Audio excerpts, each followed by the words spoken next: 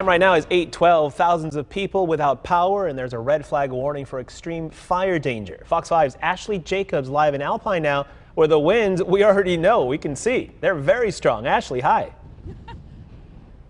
Hi, good morning to you. So we are at the East Willows exit of the eastbound 8, and I want to show you CHP officers are actually picking and choosing who they're allowing to continue eastbound. The road is now closed to high-profile vehicles like semis and, big rigs, motorhomes, and even some SUVs. You can see right now it's a little bit clear, but traffic has been piling up throughout the morning. So we are under a red flag warning as record-breaking Santa Ana winds are impacting not just the traffic, but power lines and schools as well. Right now, sorry, I have to pull these down, guys. My goggles, the gravel is getting in our eyes this morning.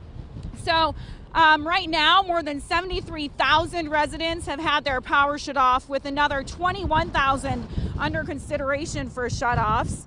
And those numbers are coming to us straight from SDG&E this morning. Now, thanks to those power outages, several schools are also closing today. The districts that are closing include Alpine Union, Dehesa, and Warner Unified, excuse me.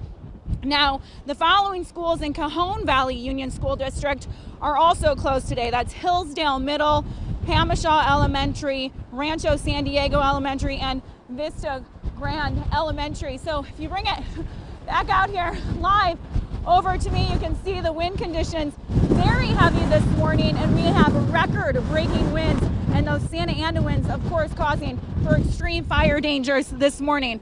So, Raul, we'll send it back to you for now. I tell you what, we can tell the winds are really picking up over there. Stay safe. Get to a safe spot for the time being. We're going to check in with Chrissy, see just how bad those winds are over there coming up in a little bit. Ashley, thanks.